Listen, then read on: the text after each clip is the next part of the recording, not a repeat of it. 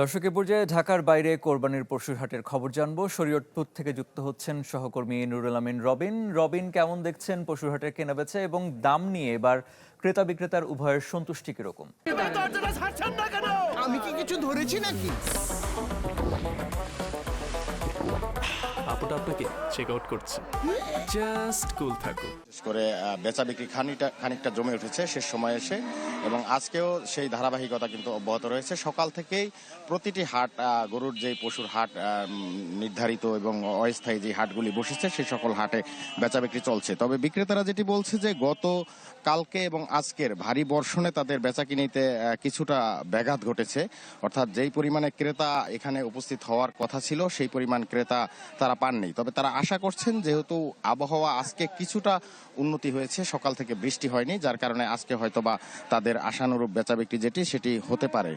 আর ক্রেতারা যেটি বলছে যে গত বছরের তুলনায় আকারভেদে গরুর দাম খানিকটা বৃদ্ধি পেয়েছে। এবছর আমি এই মুহূর্তে রয়েছি শরীয়তপুর জেলা শহরের মনোহর বাজার যেই স্থায়ী পশুর হাট, সেই স্থায়ী পশুর হাটটিতে আমি রয়েছি।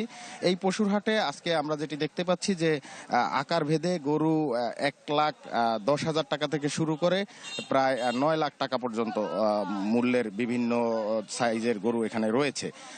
আর বিক্রেতারা যেটি বলছে যে শেষ সময়ে এসে তাদের বেচা বিক্রি যেমনটি গত 2 দিনে হয়েছে তার থেকে খানিকটা বাড়বে, কারণ বৃষ্টির কারণে অনেকেই কেনাকাটা করতে পারেননি, তারাও এসে এখান থেকে বা বিভিন্ন হাট থেকে পশু ক্রয় করবেন। আর খামারি যারা রয়েছেন তারা যেটি বলছে যে অন্যান্য বছরের তুলনায় এবছর গোখাদ্যের দাম কিছুটা বৃদ্ধি পেয়েছে, পরিবহন ব্যয়ও খানিকটা বেড়েছে, যার কারণে তাদের যেই উৎপাদন খরচ সেটি কিছুটা বেড়েছে। তো আপনাকে আমি আরেফিন একটি তথ্য দিয়ে রাখতে চাচ্ছি যে শরীয়তপুরে মোট 21টি অস্থায়ী হাট স্থাপন করা হয়েছে এই কুরবানির ঈদকে সামনে রেখে। এছাড়াও 13টি স্থায়ী হাট রয়েছে, সব মিলিয়ে 34টি হাট জেলার অভ্যন্তরে রয়েছে। সেই সকল হাটে পশু বেচা বিক্রি এই মুহূর্তে চলছে। তো আরেফিন, এই ছিল আমার কাছে শরীয়তপুর থেকে। রবিন, আপনাকে ধন্যবাদ।